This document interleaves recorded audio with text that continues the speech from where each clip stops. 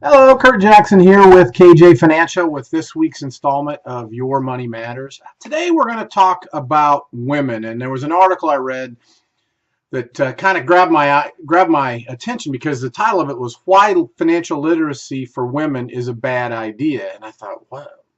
Financial literacy, I think, is important for everybody. Why would it not be for women too?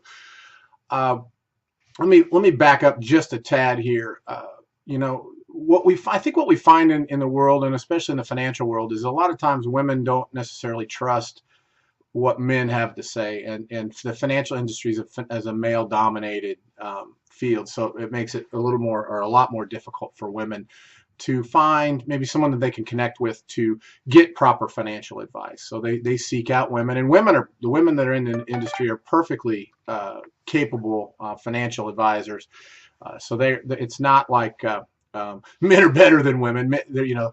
In fact, what I've found is in all my research is that anybody that really follows the traditional thinking of financial planning is doing a very big disservice to both women and men. So, but how did women become more, I guess, on my radar is, because obviously I'm a man, so I've never been, I don't have that female intuition or anything like that, or the ability to connect with a woman on a female to female basis. But I was blessed with two daughters, and once that happened, I became much more attuned to women's issues.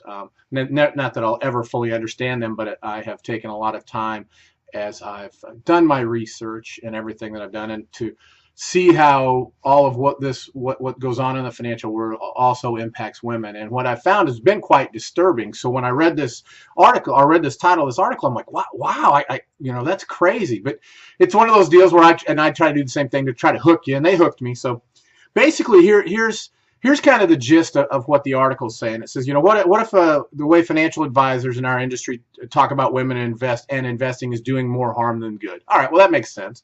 That might be, because we always throw out these statistics that 42% of women lack financial security. 3 out of 5 women over 65 cannot cover their basic needs. Only 18% of families headed by single mothers have financial security. The number of older women living in poverty is 50% higher than that of older men. Only 35% of women use a professional financial advisor. I'm guessing that one is probably because there's, I think it's only about 21 to 23% of the industry of the financial planning industry is women. So that might be a part of the issue there. But the thing is that, and the numbers are a little different there, but those types of things also are the same type of statistics you see for men. So it's more, in my opinion, and this is I guess I call it a learned opinion because I've done a ton of research on this. That's more to the way that we're taught to save for retirement. The financial planning industry is a huge ruse, in my opinion. I mean, and I've got the data to back it up, the statistics to back it up, and I do that in a lot of my different videos and writings and in my meetings with my clients. But what we're talking about today is the things that we keep trying to tell women how studies show that women are less financially confident than their male counterparts, that they're more risk adverse, so it's harming them. Just because you're risk averse doesn't mean that's wrong. It just means it's wrong for Wall Street, because then if you're risk averse, you're not necessarily putting your money with Wall Street. Now, if you go with the traditional safe money vehicles, you're probably not going to build wealth anyway, enough wealth to keep up and exceed inflation, because those returns aren't enough to do that. But there are some alternatives that can do those things. But it seems like there's a big conspiracy against those because in my opinion, from what I found, I don't think Wall Street wants you to find out about them because they're better suited for you, and it would take money out of their pockets and put them somewhere else. Right? A Boston Consulting Group study of more than 12,000 women in 21 countries found that out of all the industries that impact their daily lives, they rank financial services as the one they were most dissatisfied with in terms of product and service. And I would bet if you actually talk to men about that, a lot, it may not be the most, but it would also be way up there. I don't think any of us are really that happy with the information and the way our financial lives are working, because we continue to follow the same advice that has proven to not work for a majority of people. And then we also think about it, if you think about, sometimes individual outcomes are dictated by the expectation of others. I've learned that with my kids.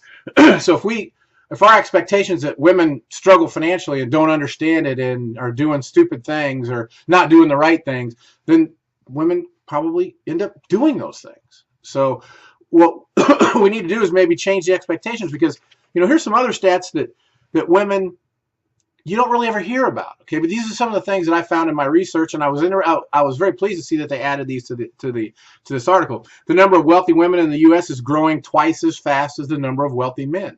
That's positive, right? Women represent more than 40% of all Americans with gross investable assets of more than $600,000. 45% of American millionaires are women. Okay, 45% of estates with more than $5 million are controlled by women versus 35% controlled by men. 60% of high net worth women have earned their own fortunes, which means they didn't get their money the old-fashioned way, inherited it. Some estimate by 2030 women will control as much as 2/3 of the nation's wealth. Does that sound like women are failing financially? It doesn't to me. From a business standpoint, a selfish business standpoint, that's a great market. Okay. For a financial, think about for a financial advisor. So women that are in the industry, if women are more inclined to work with women, that's a great sign for you. But I would implore women financial advisors to learn these alternative strategies to provide better solutions for their female clients. Okay, so when we talk about financial literacy with women, the author of this article says that he thinks financial literacy for women is a bad idea. Okay, and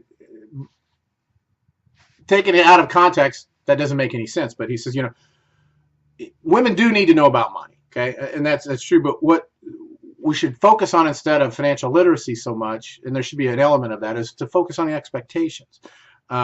Because is having women just be financially literate, is that all we want? I don't think so. That's not what I want for my daughters. Okay, so that may be setting the bar low, or even be more condescending towards women. And women are proven time and time again to be better investors than men, but we don't hear about that. So those are types of things that I found in my research. So it kind of I understand why women struggle, but men are struggling too. Women just have more things to worry about. All right, because first of all, you live longer than men. Okay, so if you live longer, makes sense you're going to need more money for longer, right? And as it gets more expensive to live, you're going to need more and more money, right? The longer you live, the more likely it is that you're going to require some type of specialized health care, long-term care, whether it's assisted living, in-home care, or in a nursing home. That's very expensive. We make terrible decisions with our Social Security. Women are going to more likely outlive men, but yet the way we take our Social Security doesn't leave women with the maximum income that they could have when the husband passes away at whatever point. So there's lots of different things that we should be looking at. The traditional financial world doesn't really show people how to have income for life. Okay, how to have a growing income for life, no matter how long you live. They're playing kind of a maybe game. Yeah, well, if you do this, maybe you'll make it. Okay, and depending on what happens, maybe you will do great, maybe you won't. But I don't know if that's how people want to live their lives. I don't think women do. They don't like that added risk from the women that I've dealt with and that I've talked to, and I don't like it either. So I guess we're kind of becoming more of a now all of a sudden we're having a more kindred spirit there with at least with me. So the point of this is, ladies, what you do financially is actually better than what men do. So don't always just believe what a man says, because men are getting advice from the same type of people that are giving bad advice, in my opinion, to most everybody. Okay, except for maybe the top 1%, because even that top 2 through 5% has a chance of running out of money making the wrong decisions. So those are things that I just wanted to kind of point out to you to bring this to the forefront. See, I recently have joined a networking organization, and they have some inside that they have a bunch of different groups inside of them, and some of them are women, basically women-centered groups, which are great. But if you have from the financial standpoint, if you have traditional thinking financial advisors as women in there, they're going to continue to perpetuate that myth of how traditional financial planning is going to work. So I haven't met with any of these women, don't know who's the makeup of it, but when you see a woman depending on another woman just because she's a woman, you still need to make sure that their qualifications are there. And what I try to teach everybody, man, woman, and child, is that the traditional financial thinking isn't working. And there's lots of data and stats and everything to prove that it's not working. As I said, I share those in other videos and other writings and things that I do. So but keep that in mind, ladies. Find someone that can help you get what you need, not tell you what you want to hear better than a man maybe can tell you what you want to hear. Make sure that those women are fully qualified to help you with those types of things. And if they're talking traditional financial planning strategies, my argument would be that they're not telling you what's best for you. So just wanted to point that out. These are the things that I'm teaching my daughters. You know, they're 13, and I got one almost 16. Should be 16 in a couple weeks.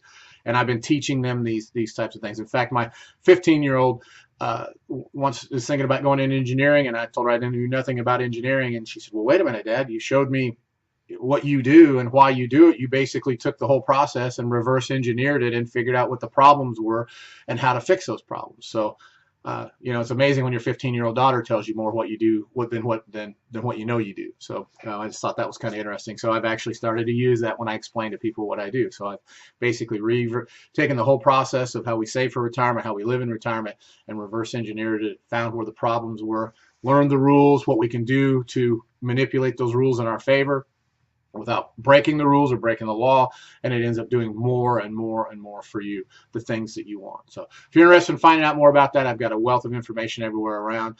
If you'd like to, most everybody has a retirement plan at work. We've got a lot of great information that shows why that's not the best. That's probably, in my opinion, one of the biggest travesties that's put upon us is we're taught if we just throw money in our 401k, 403b, 457 plan, that we're going to somehow amazingly wake up at retirement and be set. And that's just not happening. So if you'd like to learn more about how we do things differently, it's especially good for women because you live longer and you have those you have those additional needs by living longer that men may not have. And the strategies and the alternative solutions that we have for this are phenomenal for that. So if you're interested in that, just give me my contact information will be up on the screen. At the bottom of that, there's a way to schedule an online meeting. You can do that at I think it's meetme.so/Kurt Jackson, and then go to Smart Retirement, the section of Smart Retirement, and then Smart Retirement Strategy Session. It's a 15 to 30 minute free online meeting that we can do, and I can share that with you. And then if you like it and want me to work some numbers up for you personally, then we can do that too. So thanks for tuning in. If you found value in this, please share it with your friends, family, anyone you care about. If you have questions, you can email me or call me at the information that's on the screen. I'd be happy to maybe cover that in a topic, or even share, answer your personal questions. But you may have a great topic that I hadn't considered that we should cover, and more people would benefit from that. So thanks for tuning in. I hope you have a great rest of the week. Happy Hump Day to you.